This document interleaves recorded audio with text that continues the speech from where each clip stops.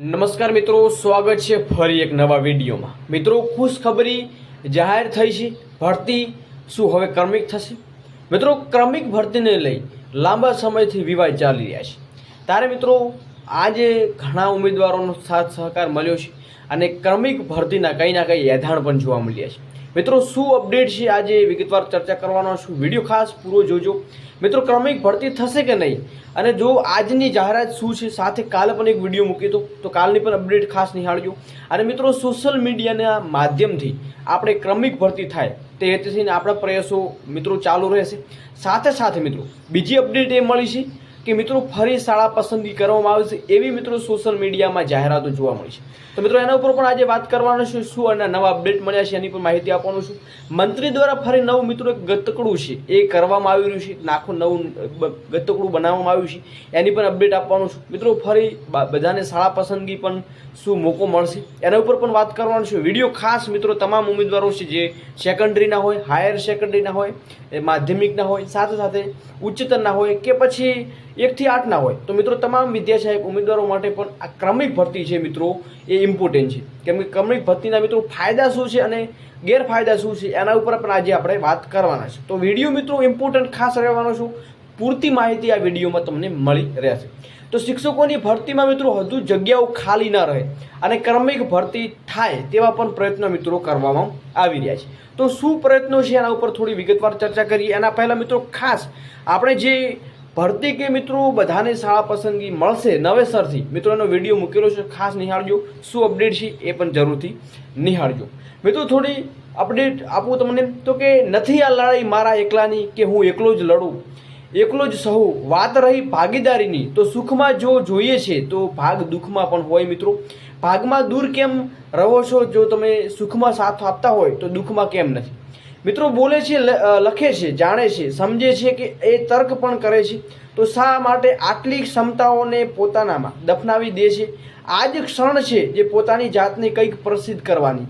તો મિત્રો, તમામ ઉમેદવારો એક સાથે જરૂરથી તમારો કમેન્ટ પણ લાઈવમાં જણાવજો અને મિત્રો જેટલો બને એટલો વિડીયો શેર કરજો। અને જે આજના આવેદનો મળ્યા છે તો એ આજના આવેદનો મિત્રો સારા એવા મળ્યા છે। તો ફરી આજે શાયરી મિત્ર તમને જે કહેવત હું તમને બતાવી રહ્યો છું એ કહેવતથી તમને એક અગાઉ કરી રહ્યો છું કે તમે પણ આગળ આવો, તમારા મિત્રોને પણ આગળ લાવો અને વધુમાં વધુ આવેદનો આપો એવી મારી નમ્ર વિનંતી છે। તો મિત્રો, આના પછીની અપડેટ આપું તો કે શિક્ષણ વિભાગના અધિકારીઓ દ્વારા અને શિક્ષણ મંત્રીને પણ એક ઉઠા ભરાવી જાય છે। તો શિક્ષણ વિભાગના અધિકારીઓ હવે નવું નજરાણું એટલે કે ગતકડું છે એ લાવ્યા છે। તો હવે એ ગતકડું શું છે એના ઉપર થોડી વાત કરીએ। તો મિત્રો, હવે એવું કહેવાનું થાય છે કે શિક્ષણ સહાયક 9 થી 12ની શાળા પસંદગીની સમાંતરે વિદ્યા સહાયક 1 થી 8માં પણ જિલ્લા પસંદગી કરાવી દઈશું। મિત્રો, એવી છે એ ફરી એક નજરાણું એટલે કે ગતકડું છે બહાર પાડ્યું છે। મિત્રો, શું છે આગળની અપડેટ વાત કરીએ તો કે નિમણૂક પત્ર તો ક્રમિક જ આપીશું। હવે એ લોકો એવું કહી રહ્યા છે ભરતી ક્રમિક થશે એ પણ કહી રહ્યા છે, પરંતુ અહીંયા આપણે જો જોવા જઈએ તો ભરતી એ ક્રમિક નથી જોવા મળતી। મિત્રો, તમે જોઈ રહ્યા છો કે કંઈ ના કંઈ 1 થી 8માં શાળા પસંદગી છે, જ્યારે ગ્રાન્ટેડનું અત્યારે મિત્રો જેનું FML પણ નથી આવ્યું તો 1 થી 8માં શાળા પસંદગી, 1 થી 5માં શાળા પસંદગી મિત્રો શરૂ થઈ ગયેલી છે। તો અને અહીંયા વાત એવું જોવા મળી રહ્યું છે શિક્ષણ મંત્રી હોય કે કંઈ અધિકારી હોય તો એવા અધિકારી દ્વારા કે ક્રમિક ભરતી થશે એવા ઉમેદવારો જ્યારે કોઈ કોલ પણ કરે છે કે કોઈ અપડેટ પણ સોશિયલ મીડિયામાં આપે છે તો કે ક્રમિક ભરતી થશે એવી અપડેટ આપે છે। મિત્રો, હજી બણગા તો એવા જ ફૂંકે છે કે ભરતી તો ક્રમિક જ થશે, પરંતુ અણસાર મિત્રો જે આપણા ઉમેદવારો જોઈ રહ્યા છે એમના આંખે એ ક્રમિક ભરતી નથી। મિત્રો, હવે બીજી વાત કરીએ તો બીજી અપડેટ શું છે તો મિત્રો હવે તમે જ વિચારો કે આ ક્રમિક ભરતી કહેવાય કે પછી ખાલી આ ગતકડું છે। મિત્રો, આનાથી નુકસાન શું છે, ફાયદો શું છે એના ઉપર થોડી આપણે વાત કરીએ અને આગળ બીજી પણ અપડેટ આપવાનું છે। મિત્રો, ઘણા એવા ઉમેદવારો છે એ ઉમેદવારો છે આવેદન આપે છે અને ફોટા પણ છે અને આપણે ટેલિગ્રામમાં પણ મૂકવાના છીએ। માની લો કે મિત્રો 9 થી 12માં શાળા પસંદગી, શાળા ફાળવણી પણ કરી દેવામાં આવે છે, જો એક દાખલો છે, પરંતુ એમને શાળામાં હાજર જ નહીં કરવામાં આવે એટલે જ કે ઉમેદવારો ફરીથી ધોરણ 1 થી 5 અને 6 થી 8માં વિદ્યા સહાયકમાં પણ જિલ્લા પસંદગી કરવા તો આવશે। મિત્રો, એ પણ એક ઉદાહરણ છે કે તમને જો તમને આ પહેલાંથી જો શાળા પસંદગી કરી દેવામાં આવે છે અને જો ફાળવણી નથી કરવામાં આવતો તો મિત્રો વિદ્યા સહાયકમાં પણ એ ઉમેદવારો છે જવાના છે, એ વિદ્યા સહાયકમાં પણ એમની જિલ્લા પસંદગી કરવા આવશે। તો એક જ ઉમેદવારો મિત્રો 2 કે 3 સીટ રોકશે, એ રિપીટ તો થવાના છે. તો મિત્રો આ રિપીટ અટકાવવા માટે થઈ અને ક્રમિક ભરતી છે એ ઉમેદવારો છે કરી રહ્યા છે. અને સરકાર કંઈ ના કંઈ જો આપણને ક્રમિક ભરતી કરવાનું કહી રહી છે તો શા કારણે ક્રમિક ભરતી નથી કરતી, એક પણ એક મોટો સવાલ છે મિત્રો. જેને કારણે વિદ્યા સહાયક 1 થી 8માં સારો મેરિટ ધરાવતા ઉમેદવાર પણ પોતાની મનપસંદ જગ્યાથી વંચિત રહે છે. મિત્રો ઓછું મેરિટ ધરાવે છે એ જો ક્રમિક ભરતી થાય છે, ઓછું મેરિટ ધરાવે છે તો એમને પણ ફાયદો થાય છે, પરંતુ સારું મેરિટ ધરાવે છે એમને પણ નુકસાન જોવા મળે છે. બીજી વાત કરીએ મિત્રો, યાદ રાખજો કે આપણે ઉદાહરણ જાણીએ કે એક ઉમેદવારો ઉચ્ચતર માધ્યમિકમાં હિન્દી માધ્યમમાં વિષયમાં એક જગ્યા સામે પહેલો જ ક્રમાંક ધરાવતો હોય અને વાત બીજી એ છે કે એક્સ નામનો ઉમેદવારો જે શાળામાં 2 વર્ષથી જ્ઞાન સહાયકમાં નોકરી કરતો હોય તો એ જ શાળાનું નામ કાયમી શિક્ષક ભરતીમાં શાળાઓની યાદીમાં પણ છે.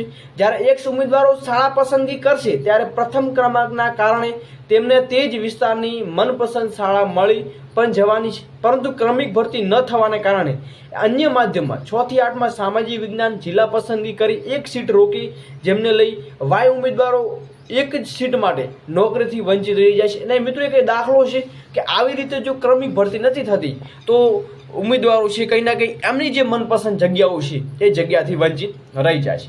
માની લો કે 9 થી 12માં ભરતી પ્રક્રિયા આવી જાય અને કાચબાની ગતિ આગળ વધે છે તો ખુલતા સત્ર જે પહેલા 1 થી 8માં વિદ્યા સહાયક અને 11-12માં સરકારી ગ્રાન્ટેડને ઉઘડતી શાળાઓએ અંદાજિત પહેલા અઠવાડિયામાં હાજર કરી દે છે. તો વિદ્યા સહાયકમાં લાગી ગયેલા ઉમેદવારો જ્યારે 9-10 સરકારી ગ્રાન્ટેડમાં હાજર કરવાની પ્રોસેસ આવશે ત્યાં સુધી વિદ્યા સહાયક તરીકે ફરજ બજાવી અને પાછળથી રાજીનામું આપી દેશે, જેમને લઈ એ સીટ બગડશે. મિત્રો તમે જોઈ રહ્યા છો, જો એમને આગળ જવું છે 9 થી 12માં જવું છે તો એ લોકો 9 થી 12ની પ્રોસેસ નથી કરતા અને વિદ્યા સહાયકમાં જતા રહ્યા છે. તો એ વિદ્યા સહાયકના ઉમેદવારોની પ્રોસેસ જે પૂર્ણ થયેલી છે તો ફરી પાછળથી રાજીનામું આપે છે. મિત્રો ઘણા એવા ઉમેદવારો છે એમનું મેરિટ સારું બને છે તો પછી એ પણ સીટ બગડવાની છે.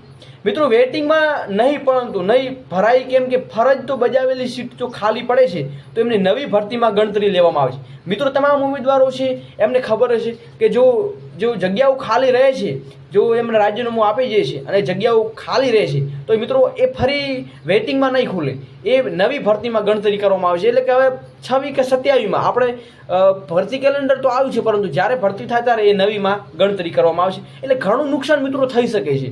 ઉમેદવારો જે વિચારી રહ્યા છે એ વિચાર કરતાં પણ મોટું નુકસાન થશે. એટલે હું અત્યારે પણ કહી રહ્યો છું અને પહેલાં પણ કહેતો હતો કે તમામ ઉમેદવારો એક સાથે એકજૂટ થઈ આગળ થોડા આવો, જેથી બેનિફિટ મિત્રો મળે. તો પ્રોસેસ ઝડપી કરવા માટે શિક્ષણ વિભાગના અધિકારીઓએ બધું ગોટાળે ચડાવી વાળ્યું છે. જો કે આ પ્રકારે ભરતી કરવી હતી તો ભરતીના 2 વર્ષ પહેલાં પણ થઈ શકતી હતી, તો પછી ઉમેદવારોને આટલી રાહ જોવાનું કેમ રહ્યું? મિત્રો ભરતી જે પ્રોસેસ આપણને ખબર છે 1-2 વર્ષથી ચાલુ છે તો એ ભરતીની પ્રોસેસ આવી રીતે કરવી હતી. આપણા બધા ઉમેદવારોને એવું હતું કે ક્રમિક ભરતી થશે તો કંઈ વાંધો નહીં, આપણે ધીરી પ્રોસેસ ચાલે છે તો ક્રમિક ભરતી તો થાય છે અને ક્રમિક ભરતી થાય છે તો મેરિટમાં પણ ફાયદો થશે અને ઓછા મેરિટવાળાને પણ ફાયદો થશે અને કેટેગરીમાં પણ કંઈ ના કંઈ સીટ જે બગડતી હોય છે એ મિત્રો અટકે છે. તો અત્યાર સુધીમાં ક્રમિકના નામે 1/9/2023થી વૈકલ્પિક વ્યવસ્થાને ઉપલબ્ધ કરી અને જ્ઞાન સહાયક જેવી વૈકલ્પિક વ્યવસ્થા લાવી અને ક્રમિક ભરતીના છેડ છે ઉડાડી દેવામાં આવે છે. તો મિત્રો બાકી ભરતી ક્રમિક કરવી હતી તો વૈકલ્પિક વ્યવસ્થા જ 1 મહિનો ખેંચી કાયમી શિક્ષક માટે સમાંતર ક્રમિક પ્રોસેસ ચાલુ રાખી પૂર્ણ કરી શકાતી હતી. તો મિત્રો શિક્ષક જે આ ભરતી છે મિત્રો એમાં કંઈ ના કંઈ આવા બનાવો છે બની રહ્યા છે. મિત્રો શું કહેવું છે જરૂરથી વિડીયો પૂરો જોજો અને વધુ વિડીયો શેર કરશો ને તમારો એક શેર છે મિત્રો એ કંઈ ના કંઈ ક્રમિક ભરતી માટે ઉપયોગી નિહરી શકે છે. અને એક લાઇક પણ જરૂર કરજો અને નવા ચેનલ પર આવી ઇન્ફોર્મેશન જોવા માગું છું સબસ્ક્રાઈબ કરજો, કેમ કે વધુમાં વધુ વિડીયો શેર કરશો એટલે નિવેદનો મિત્રો આપી રહ્યા છીએ. આપણા પાસે સમય ઓછો છે અને વધુમાં વધુ નિવેદનો આપવામાં આવે, આવેદનો આપવામાં આવે જેથી ક્રમિક ભરતીના કંઈ ન્યૂઝ મળે. બાકી ક્રમિક ભરતીને લઈ મિત્રો આપણે ચોક્કસ આપણી ચેનલ થ્રુ તમને ફૂલ સપોર્ટ મળશે. બાકી નવી અપડેટ જાણવા ખાસ સબસ્ક્રાઈબ કરજો. જય હિન્દ, જય ભારત.